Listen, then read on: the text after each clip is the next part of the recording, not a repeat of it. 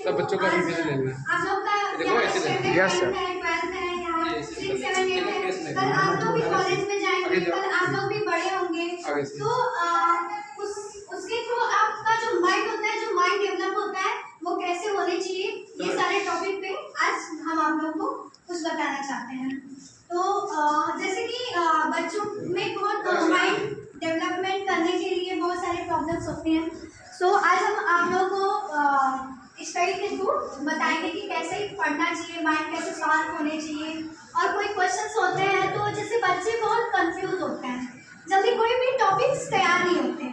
अगर एक 10-15 टॉपिक्स दे दिया जाता है बच्चों को तैयार करने के लिए, तो माइंड में बहुत प्रेशर आ जाता है कि नहीं?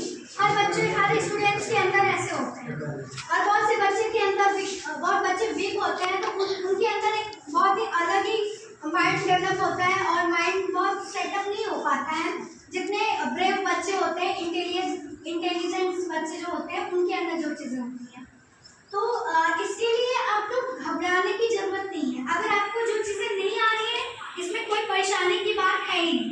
आपको नहीं आ रही है तो आप उस पर फोकस करिए कि कहाँ हमारी कमियाँ हैं, और जो हमारी कमियाँ हैं उसको हम सुधारें। ऐसा आप एक जैसे एक छोटी एग्जांपल आप ले सकते हैं, एक मोटिवेशनल थॉट्स है। जैसे कि एक बार क्या हुआ, एक मूर्तिकार ने मूर्ति बनाने के लिए पत्थरों की तलाश में निकल पड़ा, और क्या हुआ कि उसने जब निकल पड़ा तो अपने एक झोला लिया हुआ था, बैग था, जिसमें एक छीनी और हथौड़ी लिया। तो छीनी हथौड़ी तो सब लोग ही जानते ही होंगे क्या होता है। छीनी हथौड़ी का यूज क्या होता है, काम किया जाता है लकड़ियाँ काटने में।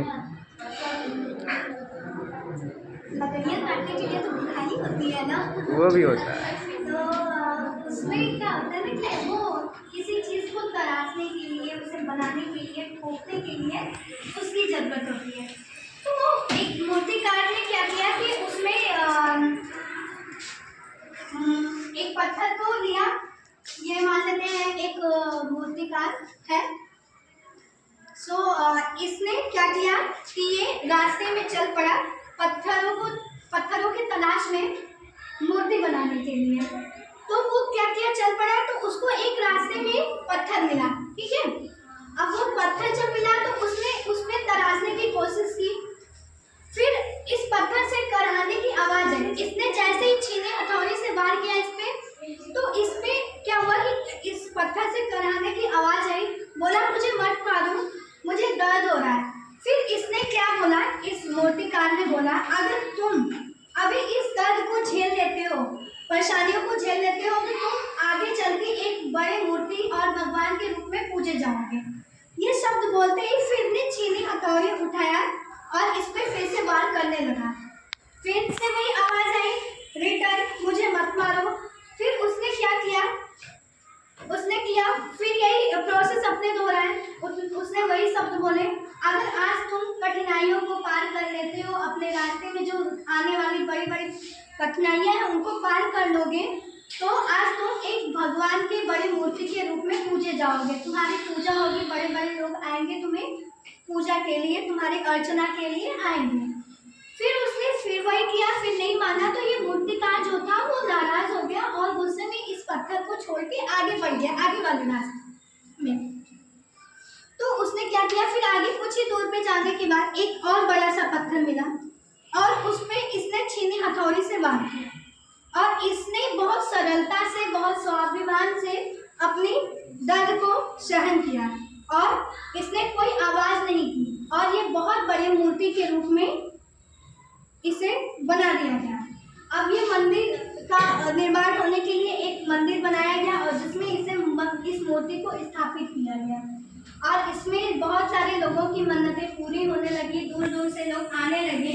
फिर कुछ ही दिनों बाद वहाँ पे एक और कोने में उस मंदिर के पास एक पत्थर रख दिया गया, उस पर नारियल फोड़े जा रहे थे, और वो पत्थर, फिर उसके अंदर से एक आवाज आई, काश मैं वो आज दर्द, वो जो पहले मिली थी, आज मैं वो दर्द अब मैंने पहले सहन कर लिया होता तो शायद मुझे आज ये दर्द नहीं मिलती। तो ये आप लोगों के अंदर भी यही होती है। हम स्टूडेंट्स हैं, हमारे अंदर बहुत सारी प्रॉब्लम्स होती है, बहुत सारी प्रॉब्लम्स फेस करने पाते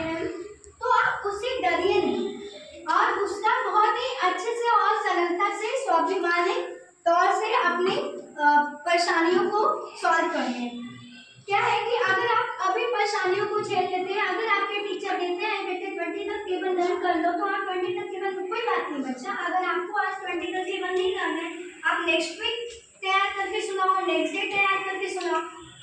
ऐसे हताश होकर के बैठ ना जाओ कि हमें नहीं आ रहा है। अब आप लोगों के ऊपर डिपेंड करता है कि आप कौन से पत्थर वाले बनना चाहते हैं। क्या फर्स्ट पत्थर बनना चाहते हैं या सेकंड पत्थर? क्यों बनना चाहते हैं सेकंड पत्थर? कोई लोग तो बताओ, कोई तो स्टैंड हो बताओ क्यों बनना चाहते हो सेकंड पत्थर? अरे यार पूजा पढ़ती बात कर रहे हो। पत्थर पर कौन सा बनना चलो लोग बच्चा जो भी आ रहा है आप बताओ, कोई नहीं। देखो क्या होता है। हाँ। क्योंकि दूसरे पत्थर में दर्द सहन किया अपना, हार नहीं मानी, क्योंकि पहला पत्थर हार मानना था, पहला पत्थर को दर्द होगा उसने कह दिया, लेकिन दूसरे पत्थर को दूसरा पत्थर दर्द अपना सहन किया।